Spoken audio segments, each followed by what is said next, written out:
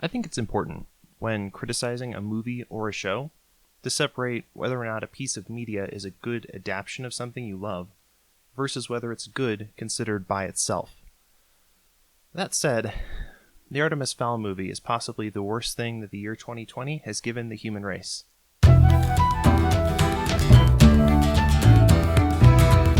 In all seriousness, I do think it can sometimes be worthwhile to separate a story from the source material it's based on. The BBC Sherlock is great, but I think most people would admit it plays pretty fast and loose with Sir Arthur Conan Doyle canon, despite an awareness of its existence. Marvel's Civil War is a good movie, but it's a pretty lukewarm adaptation of the comic book. And I can live with movies being made about stuff I like, and I can learn to enjoy them for what they are. The problem is that Artemis Fowl does not fall into this category. Artemis Fowl is a truly mediocre film, considered as a film. The storyline feels incredibly cheap and awful, like a movie you'd see as a bargain bin DVD at the dollar store. This movie brings very little creativity to the contemporary fantasy genre, and devoid of the elements that made the book work, there's basically zero chance of a sequel, let alone a desire for one. And that makes me sad, really sad. Artemis Fowl was a book series I loved as a kid. Eoin Colfer was and is an author whose work I really enjoy, even outside of Artemis Fowl. In fact, Eoin Colfer wrote my favorite book called Airman, which is kind of like an alternate universe version of The Count of Monte Cristo. Eoin Colfer always writes these incredibly textured worlds, full of casual but sophisticated detail that makes you question where the real-world references start and the fictional references end. He's the kind of author who writes worlds that feel lived in and full of history, even when they're about fantastical elements and storylines, like a George Lucas or a J.K. Rowling. And even when I didn't always like the directions that Eoin Colfer chose to take his characters throughout Artemis Fowl, I was still happy to be experiencing a story with those characters in it. So what exactly is wrong with the Artemis Fowl movie? It should go without saying, but probably doesn't, that it's not sufficient merely for me to point out elements from the movie which are different from the book. If screenwriters come across an idea for their movie that works better than in Eoin Colfer's book, I really can't fault them for using it. But with Disney's Artemis Fowl, practically every decision by the screenwriters and the director is just terrible. The most fundamental and basic thing the movie fails to remember is that Artemis is supposed to be the bad guy of the story. Now, in general, I don't like stories where the protagonist is really an antagonist. It's why I've never gotten around to watching shows like Breaking Bad, and why I enjoy protagonists who are almost paragons of virtue or annoyingly good, like Captain America. But this is what makes the Artemis Fowl series so great. It's a story about redemption. Artemis is undeniably the bad guy of Artemis Fowl in Book 1. He's just a terrible person who hurts people and psychologically manipulates them for his own ends. What's more, he's a criminal. Not in a Robin Hood kind of way, or even a roguish way like George Clooney's Danny Ocean, but in an Irish mobster way. The Fowl family is steeped in crime, and Artemis fully embraces it. This is such a sharp contrast to the Artemis Fowl movie. In this film, Artemis Sr. has a slogan he passes on to Artemis Jr., which is, "May the road rise up to meet you. May the wind be always at your back. May the sun shine warm upon your face. May the rain fall soft upon your fields. And until we meet again, may a friend be always near." In total contrast, Artemis Sr.'s life motto in the book is, "Aurum potestas est. Gold is power." This is what makes the first Artemis Fowl book so interesting, because Artemis Jr. is young enough to believe in fairies, but he's old and shrewd enough, because of his family's background, to want to exploit them. This is a fundamental failing of the Artemis Fowl script. It thinks that the idea of fairies in the modern world is what carries Artemis Fowl and makes it interesting, but that's not enough. There are already dozens of series that bring folklore to the modern day. What makes the Artemis Fowl novels special is that Artemis Jr., a human, is not just as bad as the fairies are afraid of, he's worse. While this is the most fundamental and major problem with the Artemis Fowl movie, it's far from the only one. Another of the problems that Disney's Artemis Fowl has is that it lacks proper genre, tone, or a sense of suspense and mystery. When I watched the teaser trailer for Artemis Fowl, I was actually a little bit excited. It seemed like they were really trying to capture the aesthetics of the book. But when I watched the actual movie, not only was this tone replaced with something altogether lighthearted and generically family-oriented. But some of the promising shots from that teaser trailer were actually cut from the film, indicating to me at least that the film's relatively brief runtime of an hour and a half is a result of chopping up some of the context-bearing deleted scenes, one of the most important of which is Artemis Fowl's first confrontation with a fairy in Ho Chi Minh City in Vietnam, which I know originally existed because it was in the teaser trailer. Unlike the movie, which begins in Ireland with Artemis's relatively idyllic childhood, Artemis Fowl of the novel begins Artemis's journey amidst a crumbling criminal empire, with his father presumed dead, his mother past the brink of insanity, his only friend his bodyguard, and Artemis's main idea for recapturing his family's fortune, the capture of a fairy. This Artemis Fowl's universe is closer to a drama or a thriller than a family action-adventure flick, and that's fun. Artemis's journey to Vietnam in the book presents another major problem with the movie: a lack of interest in the world building. In the novel, Artemis has come to Ho Chi Minh City as part of his world trek in search of a fairy, for which he's offering a substantial monetary reward. Artemis is looking for a fairy because, through his research, he's discovered the existence of the fairy's equivalent of the Bible, known simply as the Book, which explains the necessary laws the fairies must keep in order to preserve and replenish their inherent natural and magical abilities. In Ho Chi Minh, Artemis meets a disheveled old drunken fairy who has been cast out by her people, and who agrees to let Artemis see her copy of the sacred book, which all fairies carry on them. Returning to Ireland with photographs of the book, Artemis single-handedly becomes the first human to decode the fairy laws and learn their language. Through this primary source, Artemis determines the limits and extent of fairy magic, which is complex, but must always be replenished by the burying of an acorn taken from an oak tree next to a river during a certain lunar phase in conjunction with the recitation of a fairy ritual. Armed with this knowledge, Artemis knows both how to find a fairy, and that the fairy he finds will be without her powers, since she is on her way to find an acorn to replenish them. This complex fairy religion which Artemis exploits is just way more interesting and original than the poorly articulated quote-unquote magic of Disney's Artemis Fowl. In the Artemis Fowl movie, what the fairies call magic seems like it's actually a piece of technology, which can be remotely deactivated, as is done in the movie. And that's really weird. It's just like the midichlorians trying to explain the Force in the Star Wars prequels. It's science trying to explain magic, which is boring. Although there is some overlap, since magic in the Artemis Fowl universe is some sort of tangible energy field, but it's still way more esoteric and mystical than the movie expresses. What really galls me about stuff like this is that the writers of the movie clearly read the books, which is clear because they sloppily took some lines and plot points verbatim from later books in the series. For example, one of the only good scenes in the Artemis Fowl movie is basically a transcript of the opening of what was originally in Book 2, in which Artemis is interviewed by a hapless psychiatrist who Artemis is attempting to outsmart. The fact that this scene is so close to the second book demonstrates to me that the creators of the film knew perfectly well how the Artemis Fowl universe was supposed to work, but intentionally chose to dumb it down. But who are they dumbing it down for? Artemis Fowl is ultimately just a very good kids series.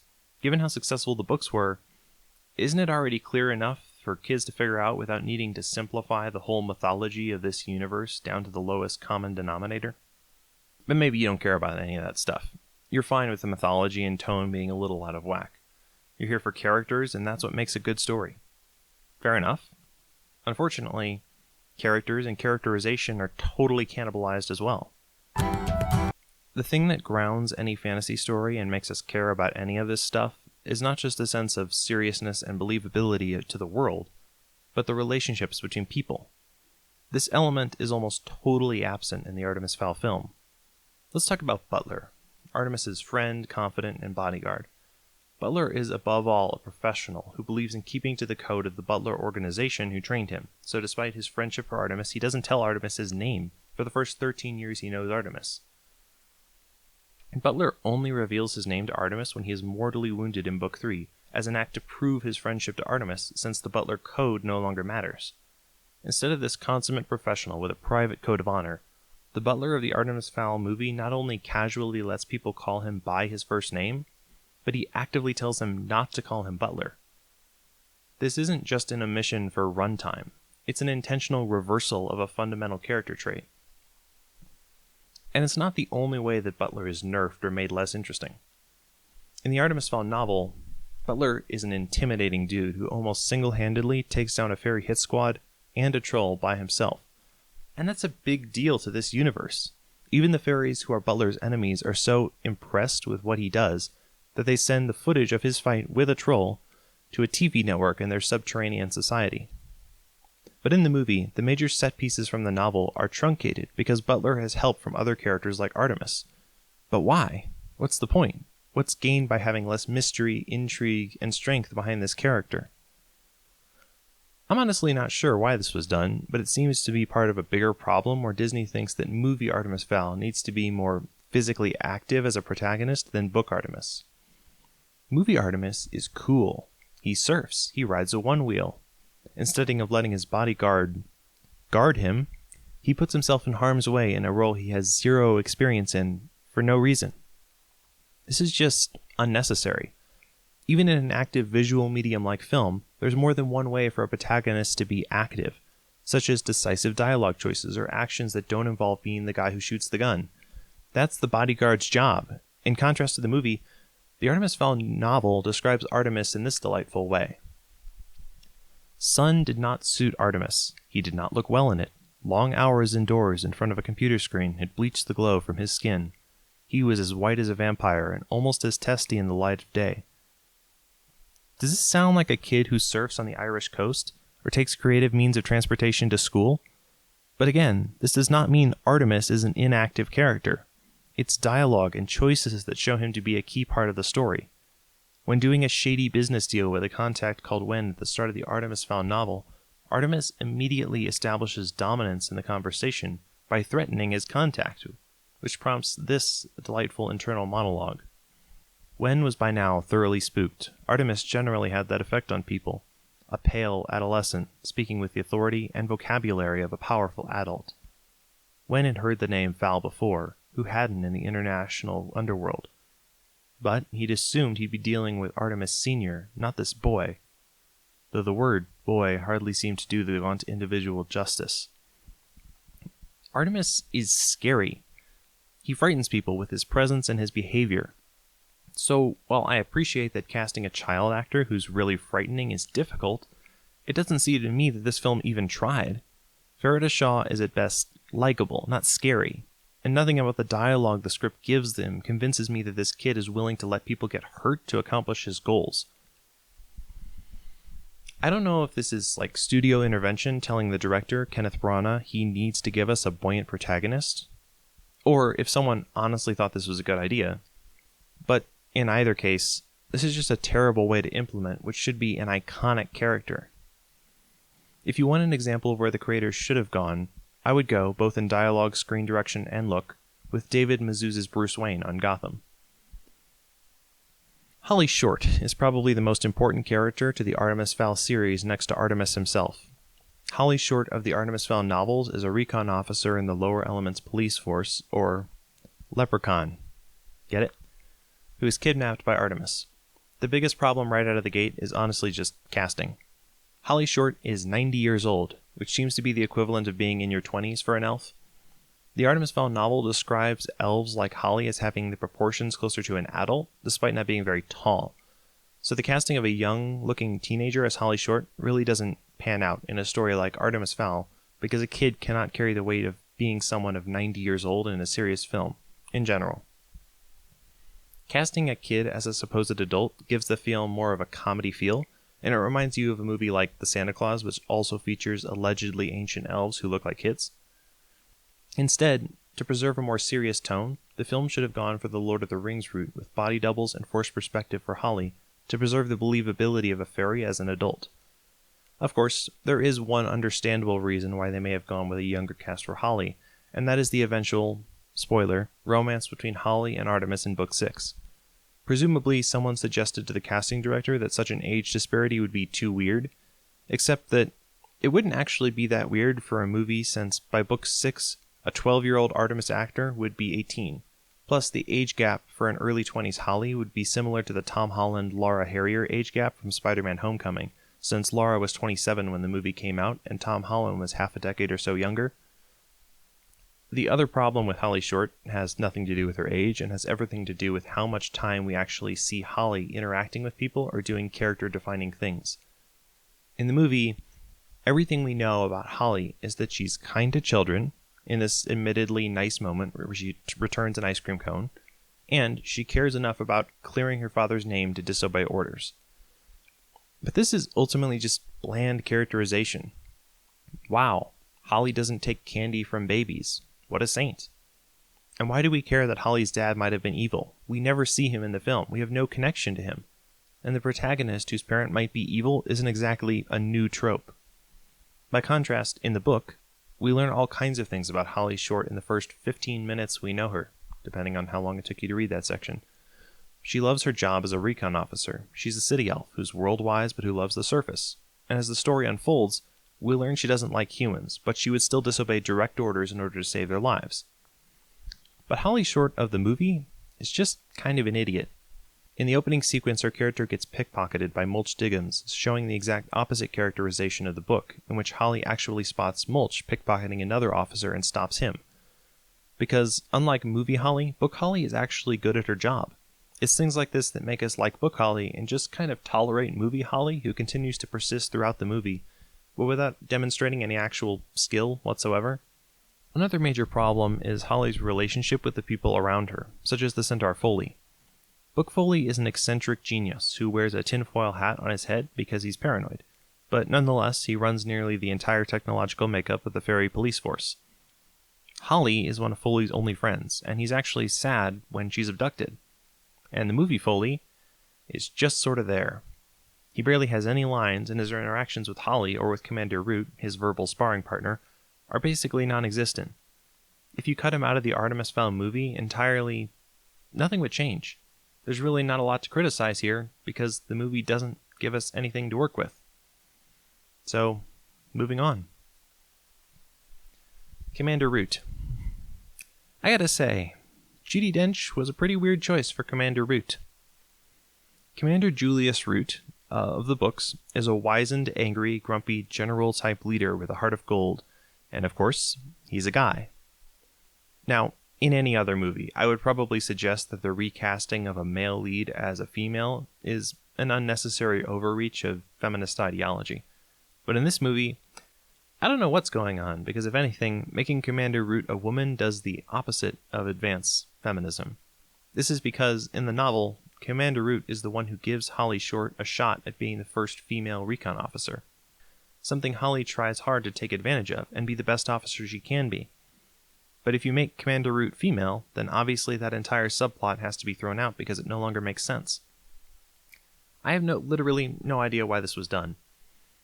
Usually movie studios jump on the chance to preach to their audience members that they're progressive and forward-thinking, but in this case, Disney completely bypasses this, and it's truly baffling. Another thing about Commander Root is that the movie massively softens the character, as well as the fairies in general. In the movie, Commander Root has a line about how to treat humans, which is, "We scare them, we do not kill them." And while there is some concern that Artemis will be killed in the time-stop breakdown at the end of the film, the fairies don't actively seek retribution against him. In the book, fairies possess an actual military force, and they willfully bomb Fowl Manor with the explicit purpose of killing Artemis after they make the exchange for Holly Short. Which is another weird reversal of the movie. Commander Root of the movie has a line where she says, "We do not pay ransoms," which is in the book, but there's a missing detail. When negotiating with Artemis, in the book there's explicitly a ransom fund for Holly, which is built into her job because of its being a high-risk occupation, which is why it makes sense for Artemis to capture her. One more character I would like to critique is Artemis Fowl Jr.'s mother, Angeline Fowl. Except I can't, because she's not in the movie. Why? Who knows? Presumably she's dead, which is the impression the movie gives, though I'm sure if by some stroke of misfortune this film gets a sequel, they'll have her secretly be alive the whole time. In the novel, Angeline is not only the emotional anchor that lets the reader know that Artemis Fowl does have a soul, however blackened, but she's also an important linchpin in Artemis's plan to escape the bomb the fairies drop on Fowl Manor. But none of that matters, since Angeline and the bomb are both absent from the story, so who cares? Not Kenneth Branagh, apparently. What's the point of petty reversals like this? It's like the creators of this movie took a list of everything that happens in the book, circled 75% of it, and just did the opposite with no net benefit for characters or setting. Alright, this review is way too long already, so here's a speed round of more nitpicks. The Aculos is dumb. Not just because it's not in the book, but because it represents the film's failure to recognize greed as an interesting enough reason by itself for Artemis to abduct a fairy. Butler knowing about fairies and telling Artemis is terrible. Artemis is the brains and Butler is the brawn, and Artemis should be the one to deliver exposition, or their relationship is pointless. Movie Holly healing movie Butler doesn't matter to the audience because we don't care about him, because the film never gave us any reason to. If there's one thing to know about Mulch Diggums, it's that he's a confident criminal. Making him self-conscious about his height is the opposite of making him confident. Just because you cast Josh Gad in a role doesn't mean everything needs to be a joke. He's an actor, he can adjust. In the books, Briar Cudgeon is the partner of Opal Cowboy, making him a spy with no backbone is a boring choice. He's supposed to be one of Commander Root's oldest friends who backstabs him, but instead, he's just an annoyance from the very start, which is a bland storytelling decision. There seems to be no cloaking magic in the movie version of the Artemis Fowl universe. How in the world has everyone not found out the fairies exist if they casually traipse through Italian towns and do low-flying aerial maneuvers over cities? Time freezing is a huge deal in the books, and Artemis figuring out how to evade it is what makes him a genius. In the movie, it's a piece of lame technology, like a joke with no punchline. The movie version of Holly's dad is a criminal. Holly herself disobeys orders, and she's not shown to be good enough at her job to make up for that. So, why exactly do the fairies care that much about her getting abducted by Artemis?